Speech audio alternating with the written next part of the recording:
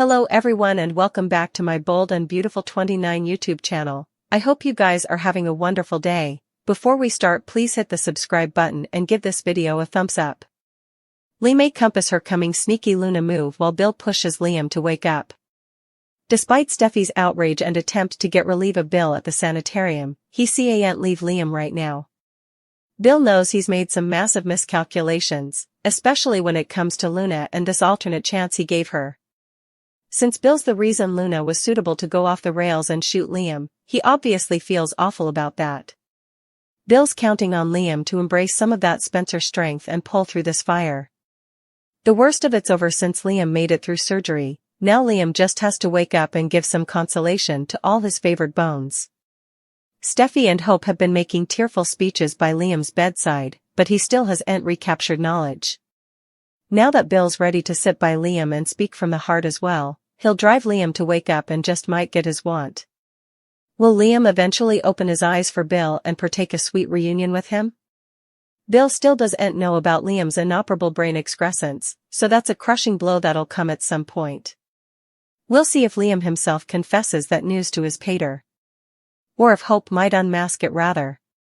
There have been on-screen suggestions to suggest that Liam will survive later each since effects have been so shady with Grace.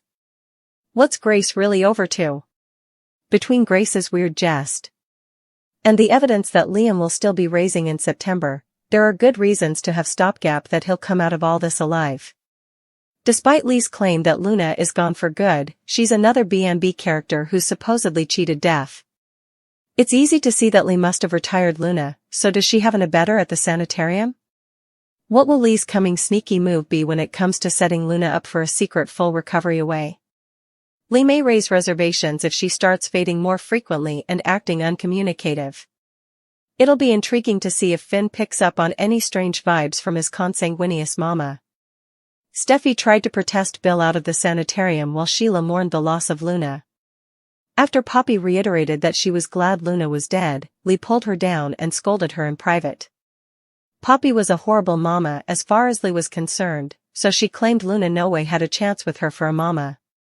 Poppy scarfed over Lee suddenly pretending to watch. Lee flashed back Luna being a sweet girl when she was youngish and claimed her bastard would have turned out better without Poppy's involvement in her life. Poppy blustered about all the peril Luna unleashed, but Lee still took pity on her.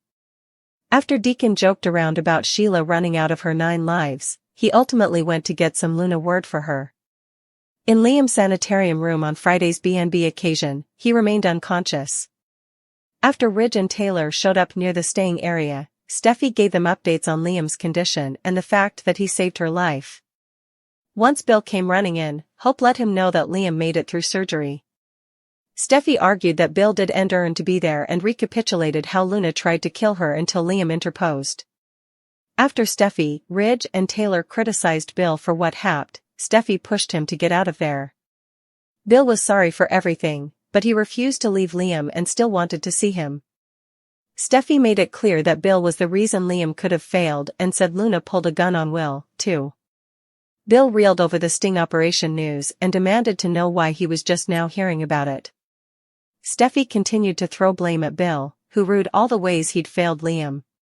Now Bill wanted to express his love to Liam and move him to fight, but Steffi remained shocked with him.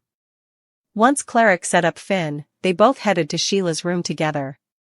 Sheila had questions about Luna and was devastated to learn her granddaughter didn't make it, so Deacon assured her as she blubbed. Hope visited Liam's bedside again and gave him another speech about how she wasn't ready to say goodbye. Steffi eventually joined Hope as they embraced and refused to lose Liam to this awful Luna fire. Hope and Steffi will keep relating over all the Liam horror. Bill is banned from seeing Liam. Lee is rattled by Poppy atrociousness. Finn tells Sheila Carter about Luna death. Lee and Poppy are still talking. The croaker. Does Ent suppose her family understands? Poppy claims she does understand and she's glad her son is dead. Poppy's face is gravestone cold wave. Lee shoves her stock into a sanitarium room and tries to talk some sense into her. It doesn't work. She truly has no passions whatsoever. Lee realizes that Luna no way stood a chance with Poppy as her mama. Lee remembers that Luna was a good little girl with a moral law. Poppy reminds her family of Luna's crimes. Lee replies that Poppy is refusing to take responsibility for turning Luna into a monster. Poppy was so into medicines and men that she could indeed hear Luna's hopeless cries for help, Lee declares. At Sheila's room, Cleric brings her a drink. They partake a joke about losing another toe. Sheila tells him they can put toe biscuits back on the menu. Sheila tries to get up but Deacon stops her. He offers to check on Luna, but in a many twinkles. Deacon wants to spend further time with his woman. Sheila tells him the story of how she figured out Luna was at the sandhouse with Steffi. Sheila admits Luna is veritably much like her. Sheila talks about shooting Brooke and Taylor. Cleric goes to find Finn and asks about Liam. Also, they both go back to Sheila's room, where she wants an update about Luna. Finn goes silent, also says Luna failed in recovery. Finn steps back as Deacon rushes over to press a blubbing. Sheila. At Liam's sanitarium room, Hope, Steffi and Finn enter. Hope cries that they see Aunt lose him. Carter admits that he called Wyatt, but there was no answer. Ridge and Taylor arrive. Steffi cries to her parents as Ridge reassures her. Steffi admits that Liam saved her life, but Sheila did too. Tridge is thwarted. Steffi and Hope change a look. Steffi is about to tell her father about Liam's brain excrescence, but Bill interrupts. Bill wants to see Liam but Steffi goes on a verbal rage. She blames Bill for all of this. Bill pleads but Steffi won't let him anywhere near Liam. Also, Bill learns that Luna also pulled a gun on Will. Ridge warns that this will hang Bill ever. Bill confesses that he failed Liam and called him weak. Bill also says he realizes Liam is at the bone. Who's weak, but it is himself. Bill starts to cry. Steffi returns to Liam's sanitarium room, where Hope is holding his hand. Steffi assures her this won't be the end for Liam. Liam arrives at the academy, where the scene snappily changes to a sanitarium. Grace gets information about an exigency response to a firing. It's a triadic homicide.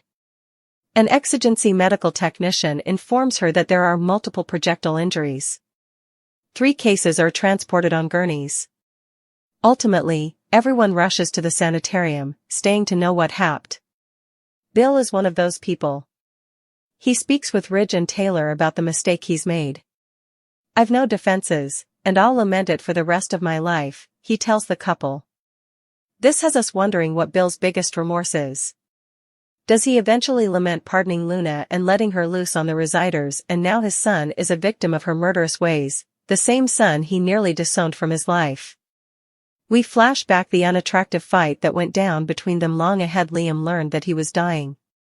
Perhaps the biggest remorse in Bill's life was what happened before he got to know Luna. He wanted his family back together. Bill was set on having Katie and Will live with him. But Katie heeded to Will's enterprises and rejected Bill's offer. All Bill wanted was a family. And he lost that family. It's likely that he'll no way get that family back, especially since both of his sons were in Luna's crosshairs. He presumably regrets not staying with Katie and having a quiet family life with her. Rather, he trauma-clicked with a Luna who caused nothing but trouble.